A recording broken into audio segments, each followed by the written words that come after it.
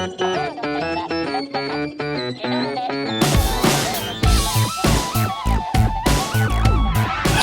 and welcome back. It is time for us to get on to fact number 11. If you are just joining us for the first time in this broadcast, we are no such thing as a fish, and this is our massive comic relief marathon. We are doing 35 facts for 35 minutes with 35 different guests, all in support of 35 years of comic relief. And we can hope, we do hope that you will help to fund this big effort that we're doing by going to our Just Giving page, which is comicrelief.com/fish. Give whatever you can. And we're very excited to move on to our next guest. He's all the way in New Zealand. There's a bit of a lag, so I'm going to introduce him. He's going to pop on the screen, but he might not react for a second or two. So we'll see what happens there. But please welcome to the show. It is probably, in my opinion, the funniest man alive. He is the star of the rebooted Jumanji movies. He is Murray, the manager from Flight of the Conchords. He's in What We Do in the Shadows. There are so many things that he does, but what he does best is him. It is Rhys Darby. Woo! Hey! There's that lag. Oh, he's just hearing. Thank you. There's that comedy. Here I am with my lag. Oh, this is going to be good. This is going to be fun. So it is time for fact number 11. Rhys, what is your fact? My fact is American President Benjamin Harrison's grandson was once stolen by a goat. Oh my God. Right. Can we get some context as to how this happened? How? Yes, and this comes from, and I'd like to read, if I could, some copy from The Atlantic. It's a case that happened a long time ago, of course. We're talking about the president that was inaugurated in 1889. So this, I'll read some of this if I can, because it's a jolly good story. In 1903, the now defunct Washington Evening Star published a story simply titled "An Exciting Race When President Harrison Took After a Billy Goat." So basically, yeah, here's some background. President Benjamin Harrison, the 23rd Commander-in-Chief of the United States, certainly was a kick-ass grandpa. After his inauguration, with his first lady, they moved into the White House and they took their grandchildren with them to live with them in the White House. The kids were doted on. President Harrison would dress up as Santa Claus at Christmas time and personally waited on them at birthday parties. The children sat in high chairs waiting for the president to serve them cake. When it came to dinner at the Harrison White House, the president's toddler grandson was seated directly to him in a high chair. That same toddler, one Christmas, is said to have received a full suit of armor as a present. So that gives you some context as how much these grandchildren were doted on by the president. Now, it gets even better.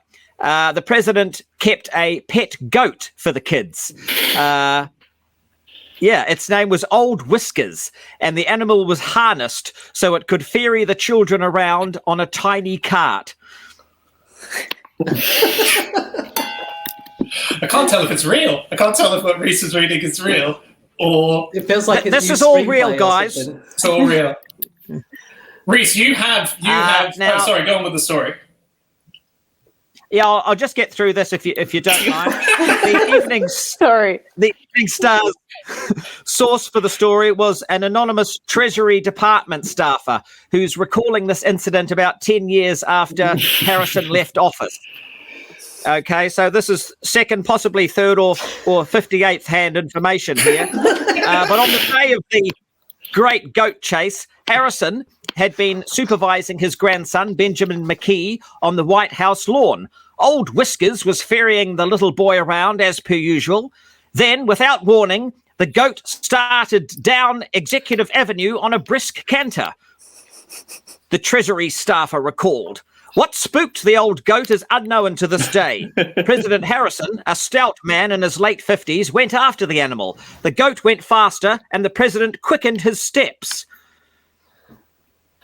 Okay. Old Whiskers turned his head toward the approaching president. Well, that was it. The goat accelerated to a full-bore run down Executive Avenue, heading directly towards a construction excavation site. Poor baby McKee! This was a child who sat next to the president at dinner. I mean, come on. Harrison knew he had to save that little boy. Halfway down, the president and goat were each doing his level best. The staffer's yarn continues, as thusly Rhys continues. The president's coattails shot straight out behind, and the patter of his feet on the concrete pavement sounded for all the world like a woodpecker's attack on a soft maple in early spring. For a moment, the president and the goat were neck and neck. But finally, President Harrison made a spurt and, by a brilliant coup, caught the bridle of the fleeting billy goat just before the excavation site was reached. Phew! The child, unconcerned as could be, the staffer said. And the president, well, pretty well winded. So there you have it. There's the story. We'll catch you later, mate. See you later. Thanks. Rhys, you actually... I'm actually pretty busy right now, so all the best with it. And is anyone actually listening to this? Not anymore, mate.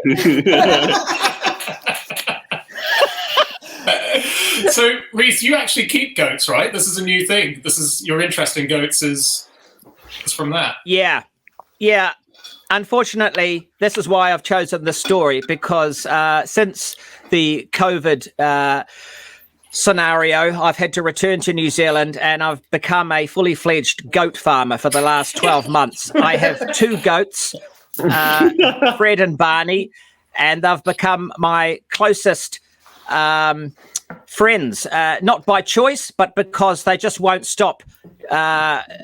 Their attention towards me is unparalleled by any fans in the world. They can see me coming probably 200 meters away, and they start their loud moaning and groaning. And Rhys, have you been reading them? Once I'm with them, they won't leave me alone. We've got a photo here of Rhys and his goats. That's so nice. Yeah, it's a lovely shot. Lovely really handshake. Cool. Yeah. What do you? So there they are. Oh. I got the goats as a couple of pets for my 10-year-old because we left LA and he left his pets behind. We've got some cats back there, and I said, "Look, I can't get you more pets here that you're going to get attached to because we're going to leave again and go back to LA when all this is over, and we can't take cats or dogs back and forth." So my wife came up with this genius idea to get baby goats. So we got 2 goats with the theory that, you know, you can love them for a little bit, but to be honest with you, be quite happy to leave them at some point. And you know, we got to that point about 3 weeks into having them. They're terrible. They're cute, but they just won't leave me alone. And my kid won't be bothered with them. He only spent 5 minutes with them, and now I'm looking after these things 24/7. I can't keep them housed. They keep escaping. I might put these electric fences up, and within 2 weeks they'd worked out how to jump through the lines. They're like Houdinis, these goats. So, Rhys, do you know when the first goats came to New Zealand and why they were there? No, but I know when the last ones have come through, and they're mine. And from now on, no more. Well, the first ones arrived in 1773, and they were brought over on boats. But this is really interesting. What they would do is they would leave them on the islands around New Zealand. So not on the main islands, just on the outlying islands. And the problem was that when you were on your boats and you were going between all these places that, you know, obviously not much population, you would often get in shipwrecks, or you would get really bad shipworm, and you would have to stop on an island and there'd be nothing there for you. And so people left goats and other kind of things on these islands so that if you got castaway on there, you'd at least have something to give you milk and give you company, I'm going to say, Rhys, but I'm not sure from what you're saying. Sound like bad company. Obsession. Yeah. But they were like motorway service stations of their time. That's pretty cool. Quite bad-tempered motorway Oh, that's service stations, interesting. though. They've got dodgy personalities, haven't they? Which maybe you should have investigated before this whole goat escapade. But they're like the opposite to sheep, as in sheep are just grazers. The sheep purpose is to stand still and eat the same thing forever, whereas they're kind of the opposite. They're explorers, They're and so adventurous. they're browsers, and so they're supposed to go everywhere. They're supposed to find new things to eat all the time. They're very investigative, and they're hard to keep down. And You shouldn't try. they're used for good keeping as well, right? Like Google and Yahoo, and I think Donald Trump's golf courses. They're all tended. Instead of a grass mower, it's by goats just chewing the grass. True. Is that right? But there is a thing, and it's another. Here's the other thing about my goats. My goats don't graze. Okay, I put them in a paddock where there's just so much grass, and they just keep looking at me, going, nah, nah. They have to be hand fed. Like I think I feed them 3 times a day with like separate grain and nuts mix. I take them for walks, so I've got a couple of leads, and I have been seen around the neighbourhood walking goats. And if people didn't think I was weird to begin with, now I've got nowhere to go. Are there any other goats in the area, or are you the sole goat owner of this bit of New Zealand? There is one other goat, a couple of paddocks away, but he won't have anything to do with mine. He's an older goat. You can't blame him. And yeah, I think because mine are pedigree. Like I think I got suckered into it. Let's be honest. They were $85 a piece. But the lady said, you could show these goats. I said, to who?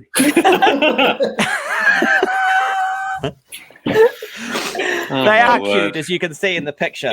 Could you not do the Harrison trick and attach them to a cart to pull your children around? How old are your children? Are they sort of goat cart pulling age?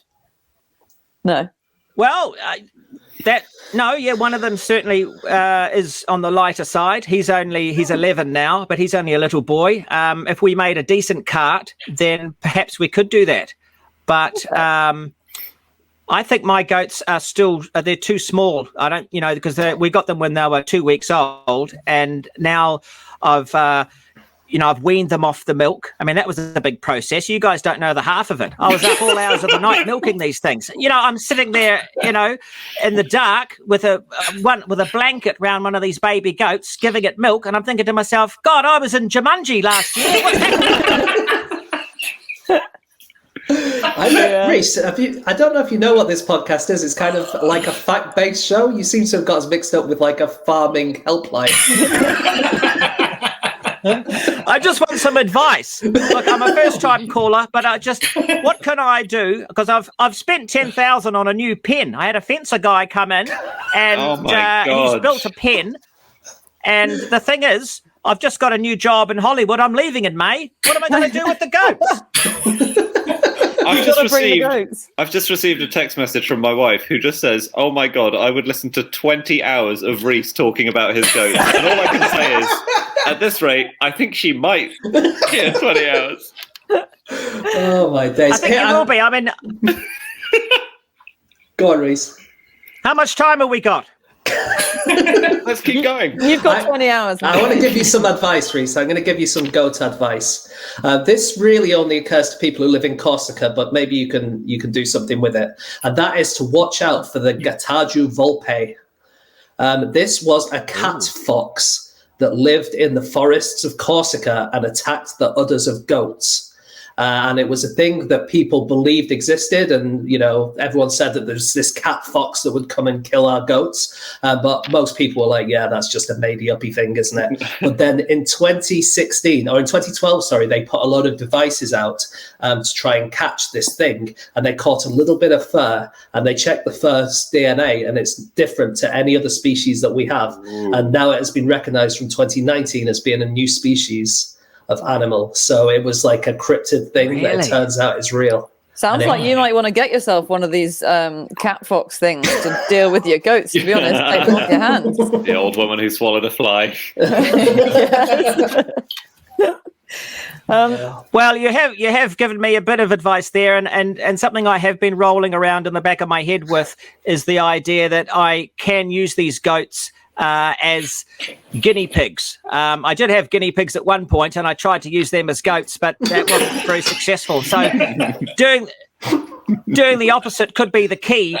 Have you guys heard of the Chupacabra, of course, which is the El Chupacabra, the famous cryptid, which actually the word itself stands for, or means rather, goat sucker. Okay, so these extraterrestrial creatures that originated in Puerto Rico are known to suck the blood out of goats. Now, if I position my two goats in the top paddock and don't let them leave and keep looking up to the stars, there is a possibility that a UFO could come down and perhaps get rid of my goats for me. That would be the ultimate. It's a plan. Let's call that Plan A. Of course, the downside on that is they could just suck the blood out of them. I'll be left with two empty goat carcasses to deal with. At which point I would be able to take those back to LA. So maybe it's a win-win situation. Yeah. Oh, yeah, deflated. Yeah, that's a good idea. Let me quickly say, I'm just looking at the amount of money we're raising. We are sitting just under 60,000. I think everyone's loving the goat chat from Rhys here. So if we get to 60,000, I feel like we will have.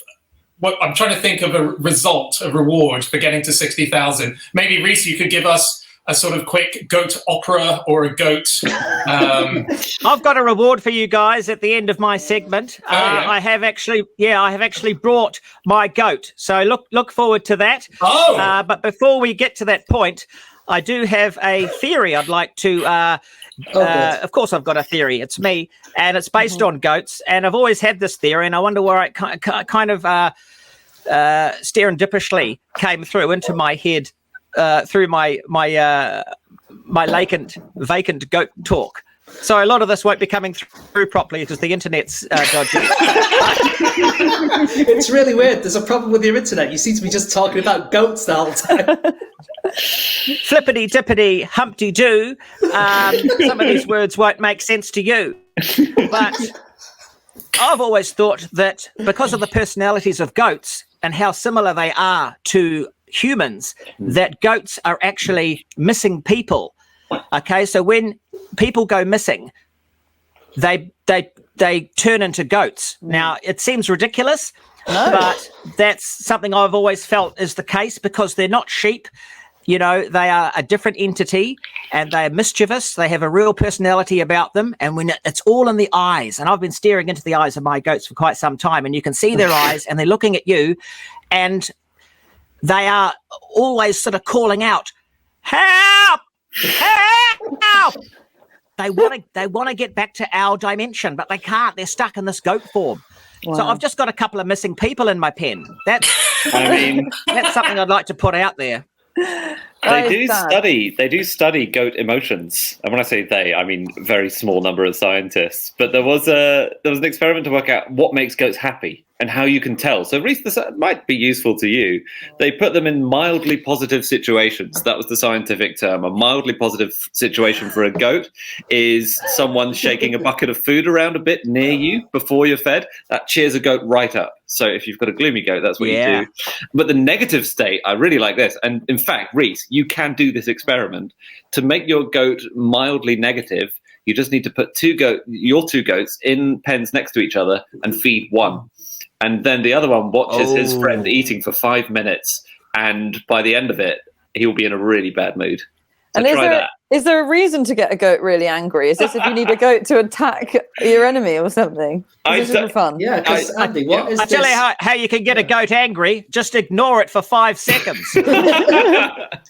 So this study, Andy, you don't seem to have told us anything about it apart from that scientists were trying to make goats angry. I just know that it was a study by Alan McElligott at Queen Mary University in London, and I think you should refer all further questions on it to him. Okay.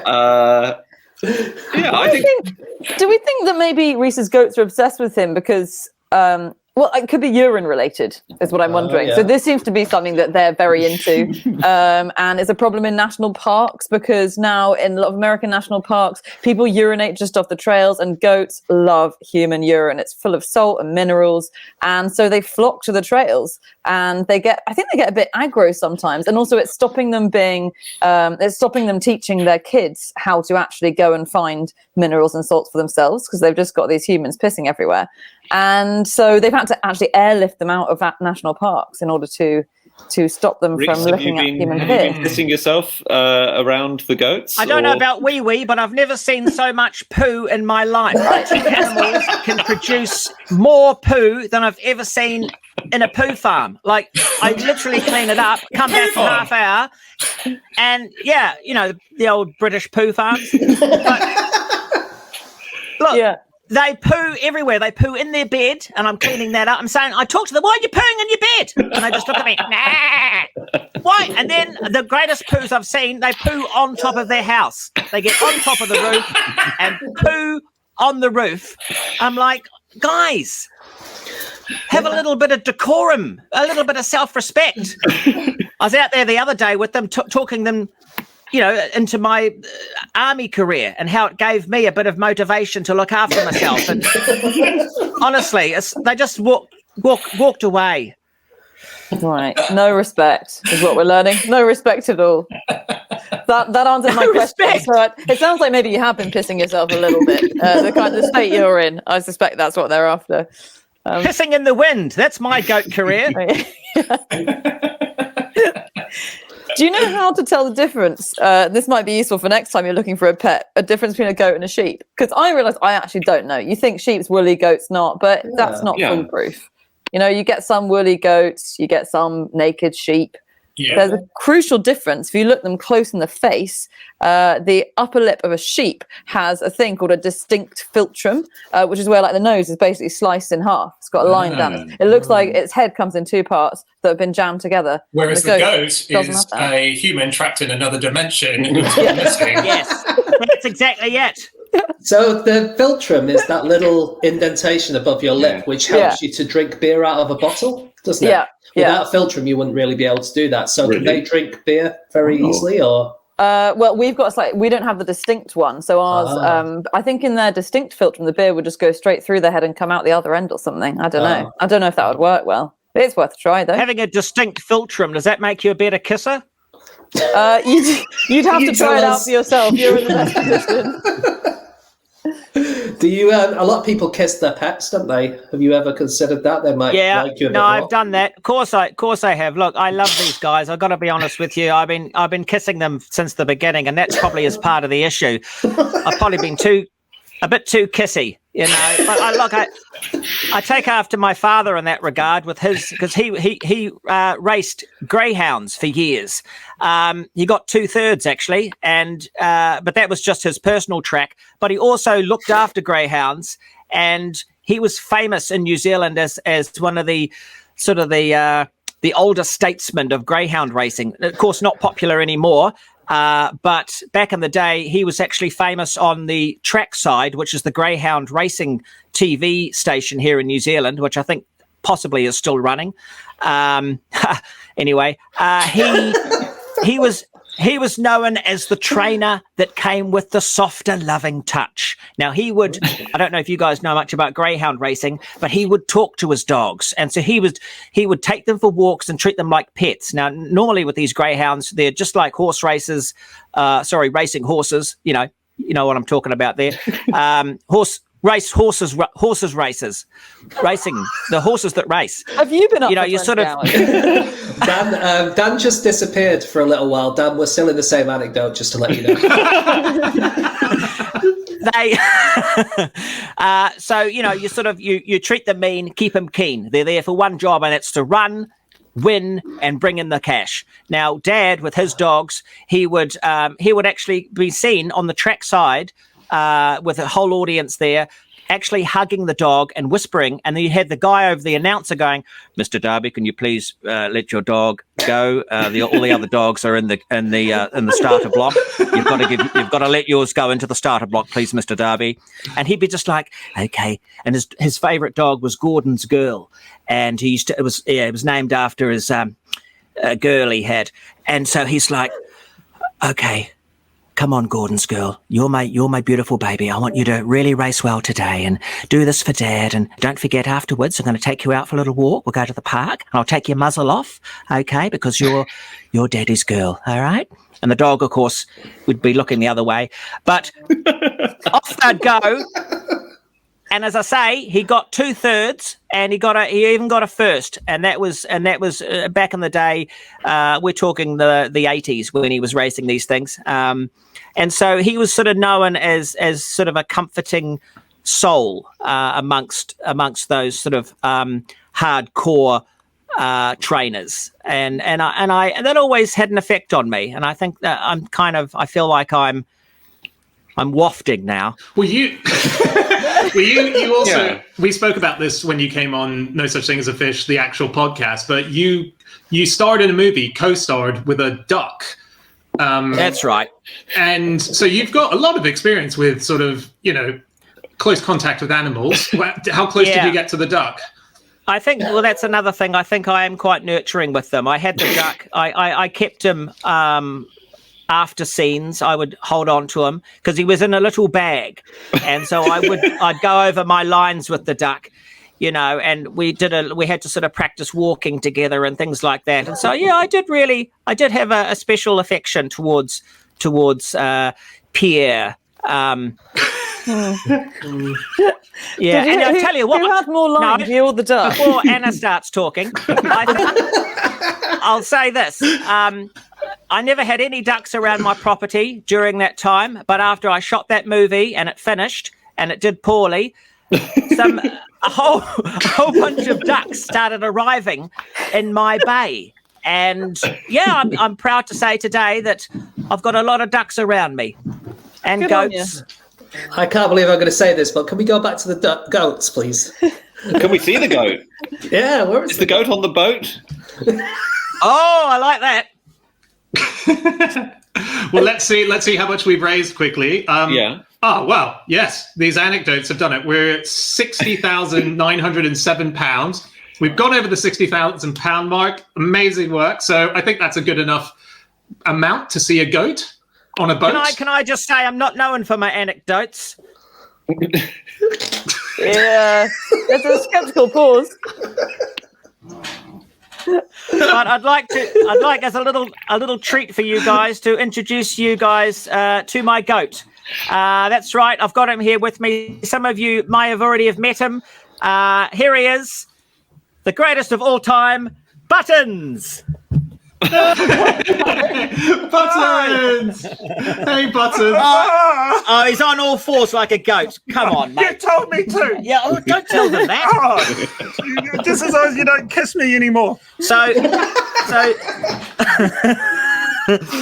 yes, I really do have goats, but this guy is responsible really for me having them. Why? Because he had goats first, and it was his idea that we buy goats. Well, the thing is that we're leading this weird stereo life where everything that you I'd do... say I'm stereo, you're more mono, but carry on. Well, it's dual mono. It's more like the stereo of the Beatles albums, where one side is all the vocals and all of the stuff that makes sense. The other side is just the snare drum every now and then. And if you listen to that side, everything makes sense. If you listen to the other side, it's like, this is just a snare drum.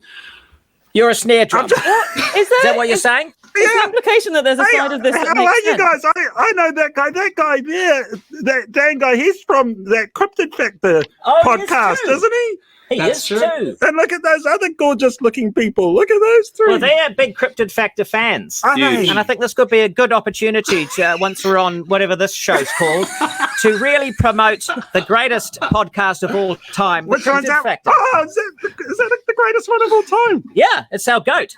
Oh, I see. How exciting. I've listened to only a little bit of this goat conversation, and I loved every moment that I've listened to it, which was only a couple of minutes, but I loved it. Good. Well, I think Has anyone got any questions for us? Where can you find the cryptid factor? Is it online? Where's the cryptid factor? Oh, where is it? It's on Audio Boom. It's on the internet. No, it's on my laptop. It's a podcast. Oh, it's on his laptop. It's here. I've just got to finish it. Yeah. Don't be a sec. Have you edited that latest one? I'm just doing it now. Stop Well, hurry up. hassling You're me. supposed to be putting them out every week. Oh, God, it's tough being busy. Well, go back and get in the pen, actually, because I need that edited now. Am I hallucinating all There this? you go. All right, so there we have it.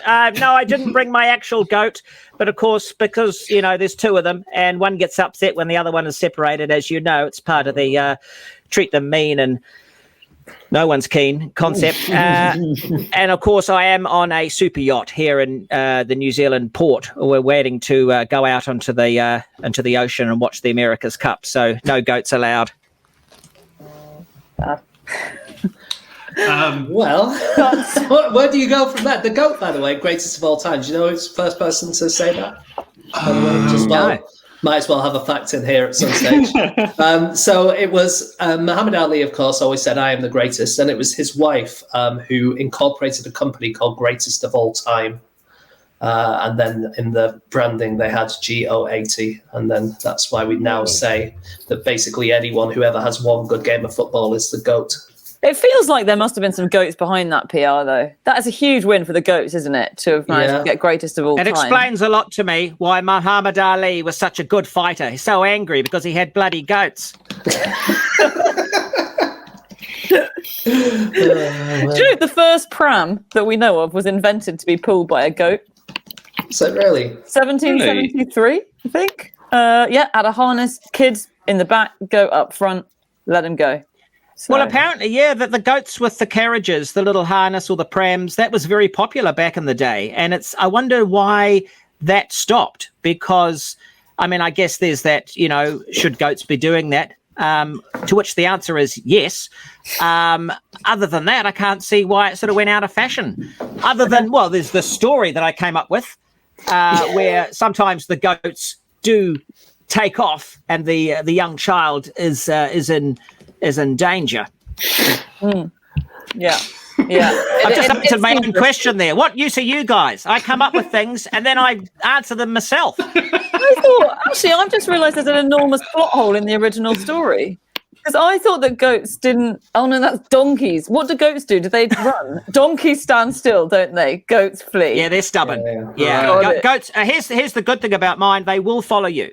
So they will. I don't even need the leads half the time. When I take them for the weekly walk along the beach side, they will just follow me. And I've got a couple of little sort of private calls that I give, and they know it's me, and off they come. They know not to. If you want to hear those, I can do it. Right? Yeah. Let's hear a goat call. Yeah. Okay, so here's the call I do. Go team! Come on! Go team! Come on! Yeah. Go team! Go team! Come on! It goes for a while. Yeah. That's amazing. Listen, we're gonna have to wrap up. Hey, this is all I've got time for, guys. So I'll have to love you and leave you. But good luck with the rest of us. Hopefully this gets commissioned. But I'm pretty busy. I don't know if I can attend it again. Rhys, thank you so much, man. Everybody watching, Rhys Darby, the goat of goat stories. Thank you so much. We're going to take a very... Thanks for having me. Oh, thanks for being here, man. Also co-starred in one of Richard Curtis's movies, the co-founder of this whole thing, Comic Relief, The Boat That Rocked. And he's doing it from a boat. My favourite movie. Yeah. To this day, still my favourite movie that I've ever been part of. So, Richard, if you're listening, I love you. Nice one. All right, we will be back. And you've got my number. He's definitely angling to be in the sequel, The Goat That Rocked. Okay, we will be back in a couple of minutes with our next guest for our 12th fact, and it is the incredible voice behind half of Springfield. It's Mr. Burns, it is Ned Flanders, it is Derek Smalls of Spinal Tap, it is Harry Shearer. Stay tuned.